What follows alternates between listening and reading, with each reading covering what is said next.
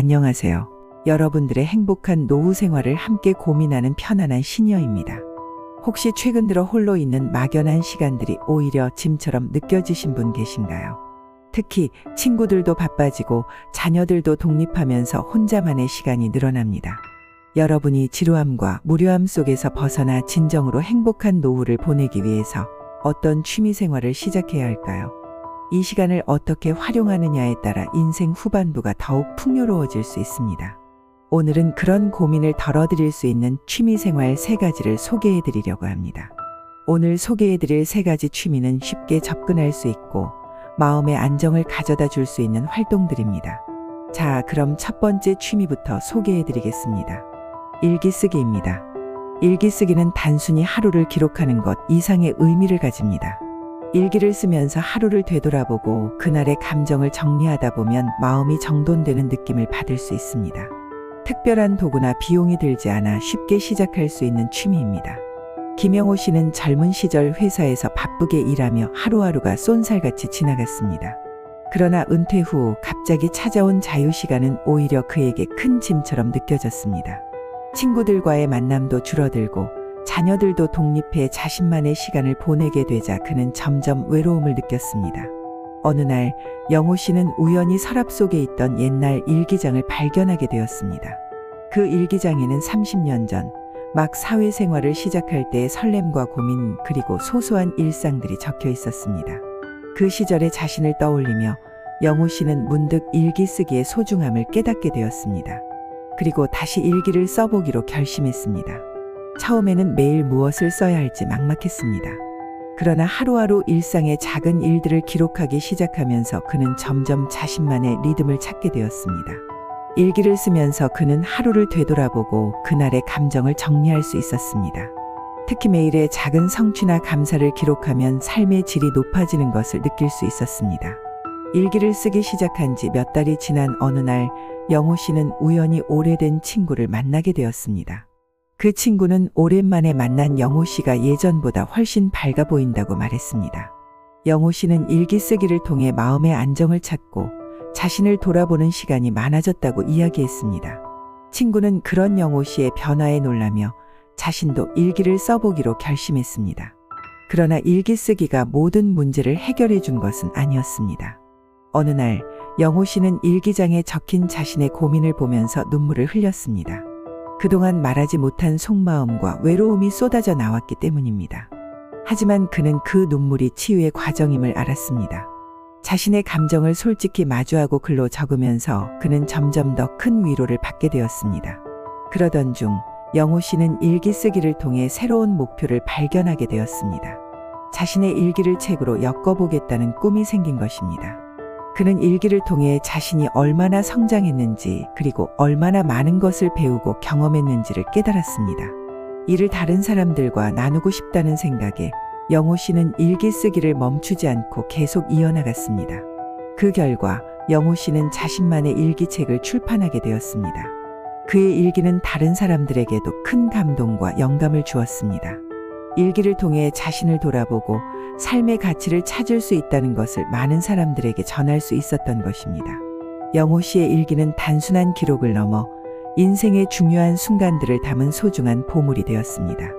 일기 쓰기는 영호 씨에게 삶의 방향을 제시해 주었고 그의 노후 생활을 더욱 풍요롭게 만들어 주었습니다. 지금 여러분도 작은 노트와 펜을 준비해 일기를 써보세요. 매일의 기록이 쌓여가는 것을 보며 성취감도 느낄 수 있을 것입니다. 매일 조금씩 글을 쓰다 보면 글쓰기 실력도 늘고 자신의 감정과 생각을 정리하는 능력도 향상됩니다. 일기는 또 하나의 소중한 추억이 되어 미래의 자신에게 큰 선물이 될 것입니다.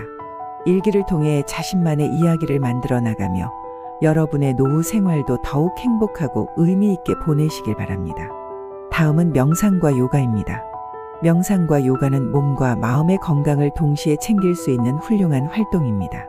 명상은 스트레스를 줄이고 정신을 맑게 하는 효과가 있으며 요가는 나이가 들면서 자연스럽게 떨어지는 신체 능력을 유지하고 개선하는 데 효과적입니다.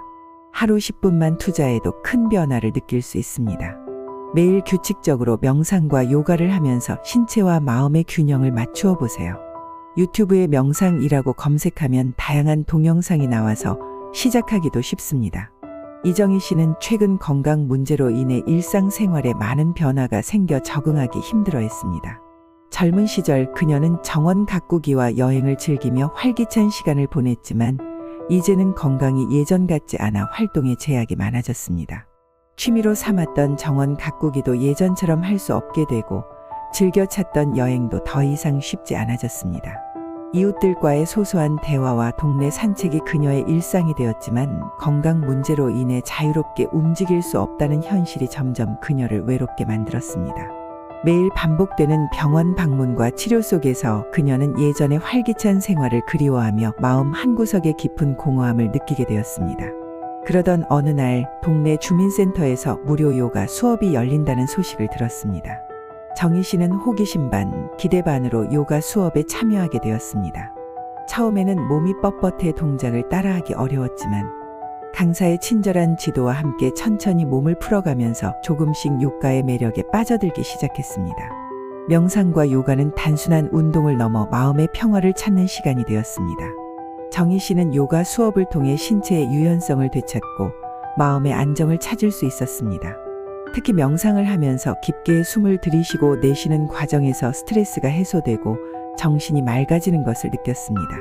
매일 아침과 저녁 시간을 이용해 명상과 요가를 하면서 그녀의 일상은 점점 더 건강하고 활기차게 변해갔습니다. 그러던 중 정희 씨는 요가 수업에서 만난 동료들과 자연스럽게 친해지게 되었습니다.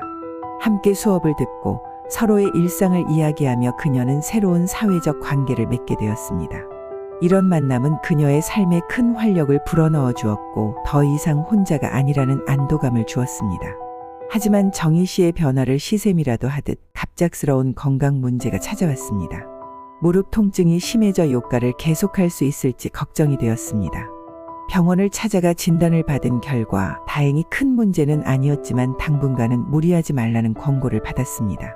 정희 씨는 실망스러운 마음에 요가를 포기해야 하나 고민했지만 강사와 동료들의 격려로 다시 용기를 얻었습니다. 정희 씨는 요가를 무리하지 않는 선에서 꾸준히 이어나가기로 결심했습니다. 요가 동작을 조금씩 조정하고 강사의 조언을 받아 더 안전하게 요가를 즐기기 시작했습니다. 그리고 명상의 시간을 더욱 늘려가면서 마음의 평화를 찾는 데 집중했습니다. 그녀는 몸과 마음이 함께 건강해지는 것을 느끼며 다시금 요가와 명상의 중요성을 깨닫게 되었습니다. 몇 달 후 정희 씨는 다시 예전처럼 활기차고 건강한 모습으로 요가 수업에 참여할 수 있게 되었습니다. 그녀의 변화는 눈에 띄게 좋아졌고 동료들 또한 그녀의 긍정적인 변화를 축하해 주었습니다. 정희 씨는 요가와 명상을 통해 신체적, 정신적 건강을 되찾았을 뿐만 아니라 새로운 목표와 활력을 얻을 수 있었습니다. 정희 씨의 경험은 많은 사람들에게 큰 영감을 주었습니다. 그녀는 이제 주변 사람들에게 명상과 요가의 중요성을 전하며 함께 건강한 노후를 만들어가고 있습니다. 여러분도 지금 당장 명상과 요가를 시작해보세요. 명상과 요가는 특별한 도구나 장소가 필요하지 않습니다. 집에서 조용한 공간만 있으면 충분합니다. 눈을 감고 깊게 숨을 들이쉬며 마음을 비워보세요. 명상은 우리의 마음을 편안하게 해주고 일상의 스트레스를 줄여줍니다. 또한 규칙적인 명상은 집중력을 높이고 정신적인 피로를 줄이는 데 큰 도움을 줍니다. 매일 아침이나 저녁 시간을 이용해 명상 시간을 가져보세요. 마지막으로 소개할 취미는 무료 미술관과 박물관 방문입니다. 우리 주변에는 생각보다 많은 무료 미술관과 박물관이 있습니다. 이런 장소들을 방문하면 새로운 지식을 얻고 다양한 예술 작품을 감상하면서 문화적 소양을 높일 수 있습니다. 또 새로운 장소를 방문하는 것만으로도 일상의 활력을 찾을 수 있습니다. 박순희 씨는 자녀들이 독립한 후 시간을 어떻게 보낼지 몰라 고민이 많았습니다.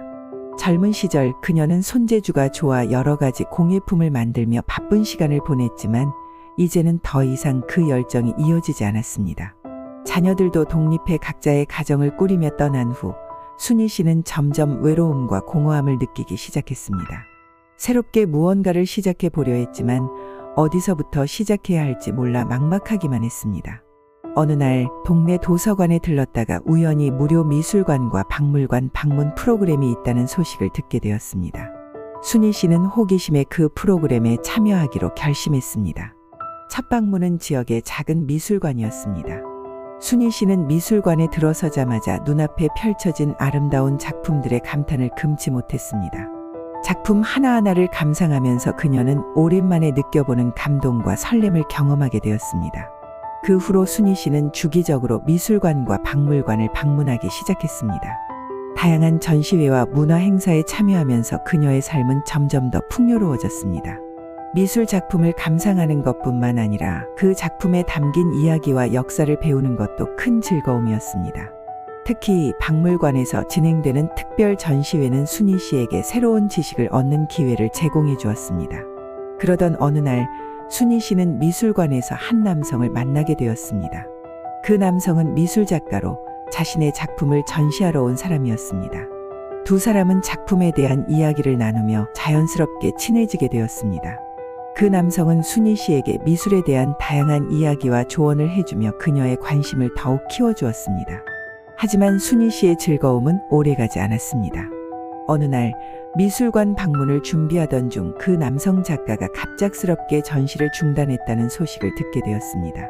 이유를 알 수 없어 걱정스러운 마음에 미술관을 찾아가 보니 그는 개인적인 사정으로 잠시 활동을 중단하게 되었다고 했습니다. 순희 씨는 그 소식을 듣고 아쉬움과 함께 큰 충격을 받았습니다. 그러나 순희 씨는 포기하지 않았습니다. 그녀는 그동안 배운 미술 지식을 바탕으로 자신의 작은 미술 작품을 만들기 시작했습니다.